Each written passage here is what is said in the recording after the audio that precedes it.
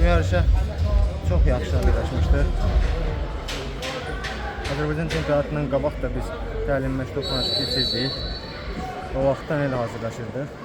Tək bir yarışda yox, qabaqdakı dünya çempionatı, İslam oyunları var qabaqda. Amma ki yaxşı hazırlaşmışdıq. Yenə də alınmadı.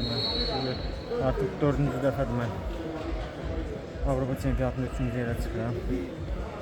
4-ündə də yarım finalda üzülmüşəm. İkincimi qıra bilmirəm. İnşallah yəqin ki qabaqda dünya çempionatı gəlir. Bu yarışlarda inşallah çempion olaram Allah'ın izniyle. Sevdiklərimi, mənim üçün əziyyət çəkən müəllimlər, federasiyanı, Azərbaycanı sevindirəm inşallah. Əli, yarı finalda əslində ötən il məğlub elədiyin Güləşçi ilə qarşılaşmışdın. 4-0 udmuşdun keçən il. Bu dəfə nə çatmadı səncə qələbəyə? Özümə çox inanırdım. Hər şey qaydasındaydı. Sadəcə olaraq birləşmədim, elə deyək. Yəqin ki, o məndən daha çox istəyirdi və qalib gəldi. Başqa nə deyə bilərəm? Yəni, burada kim güclüdür, o da qalib gəldi. İnşallah gələn yarışlarda çalışıram ki, Allah'ın izniyle qalib gəlin, çempion olun.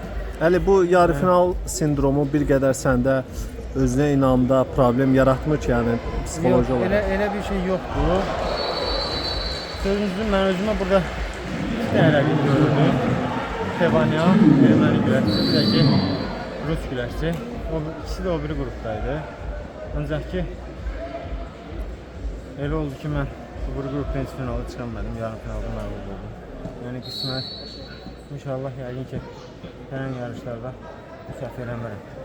Yəni bunun üstündə həqiqətən də çox çalışmaq lazımdır. Sırf yarım final görüşünün üstündə mən həqiqətən gələk, həm psixoloji, həm də belə çox çalışıram. Təbrik edirik. Sağ olun.